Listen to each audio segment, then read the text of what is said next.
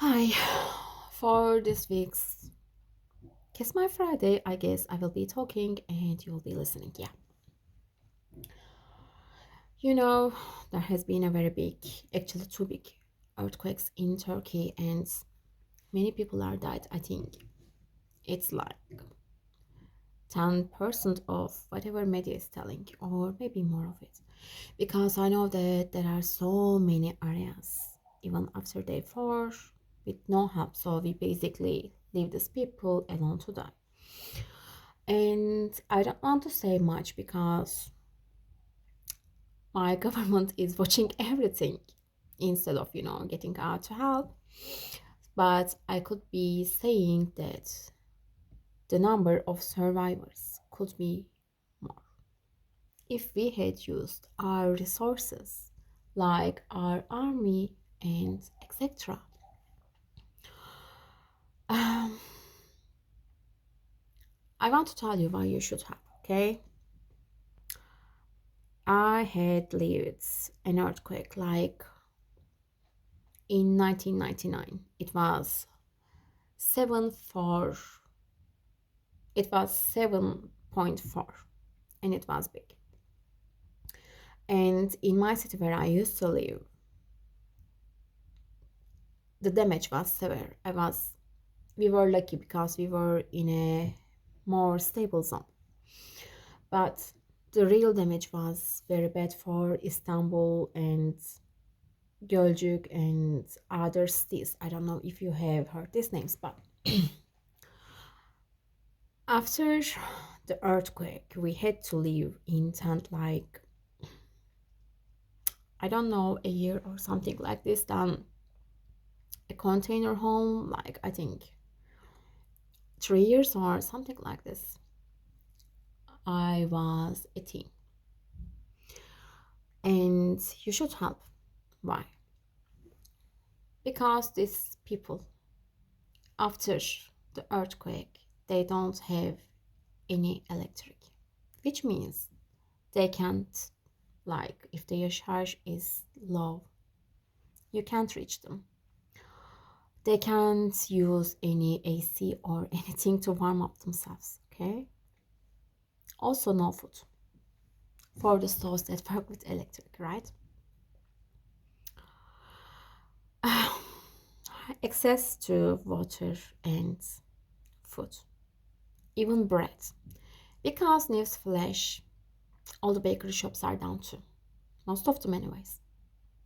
And even if they weren't down, there are so many people and so little shops left. And also, people don't have any money to get this, right?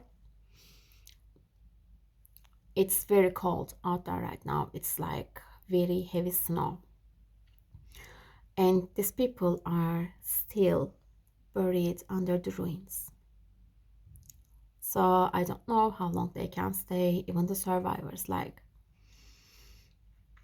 I really don't know. But I know that many electric, um, whatever this is called, electric factories are down because also the electric lines are harmed severely. So yeah, back to no electric and no food thing, right? And no warming, don't forget that. And also, I'm going to tell you about how people feel right now, okay? They feel like shit because when you survive and when you know who didn't survive yet, you don't feel that lucky, okay? They can be waiting for their family, their neighbor, anyone. Like, just try to empathize with these people. Like, you could be a father, you could be a mother, and you stand in front of the ruins and you wait for your kid.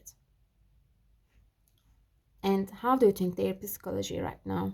Do you think they want to worry about cold, food, water? And also, on the mention of this, I don't know how to put this into words. This is why I post, but let's not forget that these people, most of the time, they don't have any place to shower or any proper restroom. Okay, think about this for a second. Sit back and think about all this I have told you. How do you think they feel right now? How would you feel? Does it feel really very lucky to be alive? And the people in my country, I guess the same could be said for Syria. Our economy isn't so very well, and I can say that these people are working hard, but they are, barely making the ends meet. And now think, okay? Everything you have ever worked for and purchased, they are now under the ruins. Basically, you have nothing, not even a place to stay. And right now, the government is telling you if you leave the city and move to another place, I will give you very little money. So, you can forget about whatever you are leaving behind and hope to get a new life.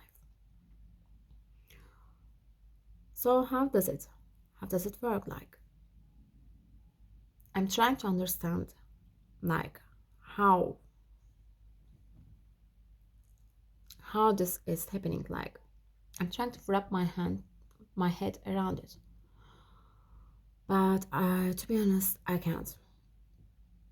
Like, what would you do if you want to see or bury even your deceased ones, right? If you stay, you will be starving and left alone to freeze because whatever help comes,